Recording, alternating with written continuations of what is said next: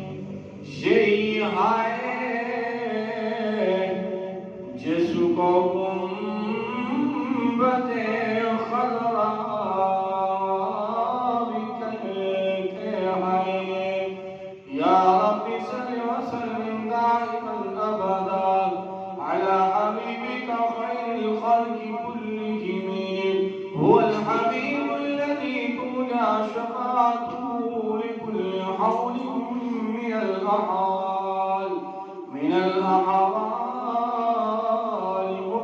مقتحمين. سب حضرات شوق اور ذوق اور محبت کے ساتھ عقائد و جہاں محمد عربی صلی اللہ علیہ وسلم کی ذات اقدس پہ درود پڑھ اللہم صلی علی محمد وعلی آل محمد کما صلیت علی ابراہیم وعلی آل ابراہیم انک حمید مجید. اللہم بارک علی محمد وعلی آل محمد کما بارکت علی ابراہیم وعلی آل ابراہیم انک حمید مجید. سامعین ذی وقار، آج جمعہ المبارک کا دن ہے اور میں نے آپ حضرات کے سامنے اللہ کی کلام قرآن مجید فرقان حمید میں سے چند آیات مبارکہ تلاوت کی ہے. عقائد و جہاں محمد عربی صلی اللہ علیہ وسلم کی ذخیرہ احادیث میں سے ایک حدیث مبارکہ بیان کی ہے. دعائیں کہ اللہ جل جلالہ مجھے صحیح سے بیان کرنے کی توفیق بخشے اور اس کے بعد ہم سب کو صحیح سننے کی پھر اس پر عمل کرنے کی توفیق عطا فرمائے. پہلے تو تمام احباب سے میری گزارش ہے پہلے آگے والی صفحے پوری کر لیں، پھر بعد میں نماز کے اندر جو اندر کا کمرہ فل ہو جائے گا پھر بعد میں صفحے آسانی سے بنتی ہیں. تو ساتھی کوشش کریں قریب قریب آ جائیں کہ صفوں میں بیٹھ جائیں یا آگے صفحے بنتی رہیں گی. پھر بعد میں چھوٹے بچے آ جاتے ہیں پھر نماز کے لیے اس کو باہر نکالنا پڑتا ہے پھر اب دماغ بنانا پڑتا ہے. میرے بھائی دوستو، آج جمعہ المبارک کا دن ہے اور آج جمعہ المبارک میں جو موضوع ہے وہ ہے عظمت والدین، کہ ماں باپ کی عزت کرنا، ماں باپ کو خوش رکھنا، ماں باپ کے لیے سب کچھ کرنا کتنا بڑا ثواب ہے. پہلے تو حدیث مبارکہ ہے جس کا یہ مفہوم ہے. رسول اللہ صلی اللہ علیہ وسلم نے فرمایا جن پر والدین ناراض ہیں ان پر میں محمد بھی ناراض ہوں، اور جن پر میں محمد ناراض ہوں اس پر اللہ بھی ناراض ہے.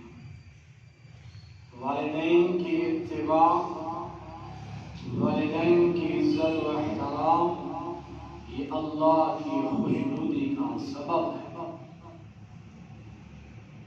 چونکہ ہمارے معاشرے کے اندر دنیاوی علوم ہم حاصل تو کر رہے ہیں، ان کے ساتھ ساتھ والدین کے ساتھ نافرمانی بھی زیادہ ہوتی جا رہی ہے. وہ ماں باپ جو دن رات اپنی اولاد کی خوشی کے لیے سب کچھ قربان کر دیتے ہیں، جب والدین کا سہارا اولادوں میں بننا ہوتا ہے تب ان کو بے سہارا کر کے گھروں سے نکال دیتے ہیں. پھر اس وقت رب کی لعنت اس آدمی پر برستی ہے جو بندہ اپنے والدین کے ساتھ اس طرح کا سلوک کرتا ہے. اس کی عبادت کسی کام کی نہیں ہوتی، اس کی خیرات صدقہ کسی کام کی نہیں ہوتی. تو اللہ تبارک و تعالی نے قرآن مجید میں فرمایا ہے بسم اللہ الرحمن الرحیم وقضى ربك ألا تعبدوا إلا إياه. اللہ نے فرمایا تم میری عبادت کرو، تم میری بندگی کرو. پھر آگے اللہ نے فرمایا بالوالدین حسانا،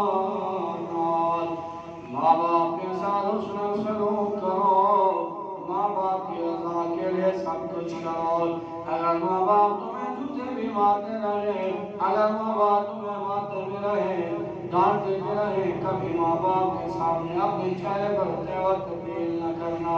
مسلمانوں آج ماں باپ رو رہے ہیں کہ اولاد فرمان ہے، آج ماں بھی سہارا بیٹھی آئے، یہ جوان کہتا ہے میرے پاس ٹائم نہیں، اماں میں تیرے ساتھ بیٹھ کر بات کروں، اماں میں تو ڈاکٹر بن چکا ہوں، اماں میں تو وکیل بن چکا ہوں، اماں میں تو بڑا مالدار بن چکا ہوں، میرے پاس ٹائم نہیں۔ مسلمانوں جب ماں ہوتی ہے، جب اللہ نے فرمایا تو میری بھی عبادت کرو، اپنے ماں باپ کے ساتھ اس میں سلوک کرو۔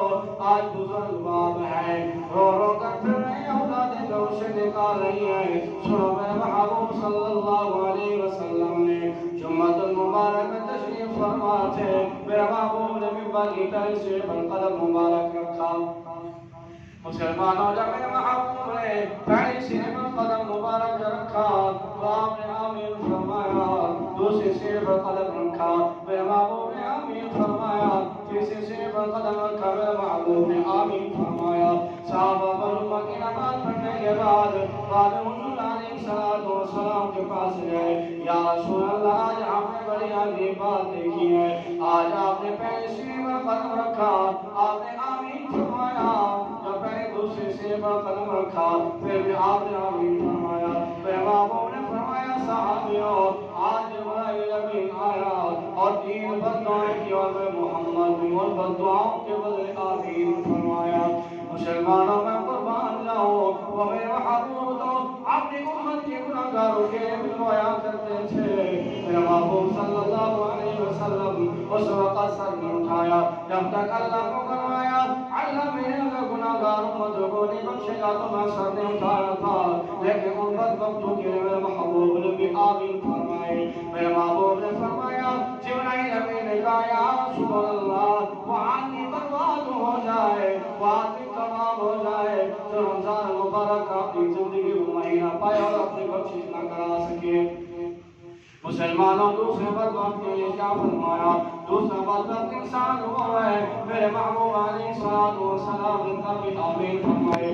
آپ جبرائیل نے کہا یا رسول اللہ وہ آدمی برباد ہو جائے جس کے سامنے آپ کا نام ہے اور آپ پر درود نہ پڑے، آپ بھی کہہ دو صلی اللہ علیہ وسلم۔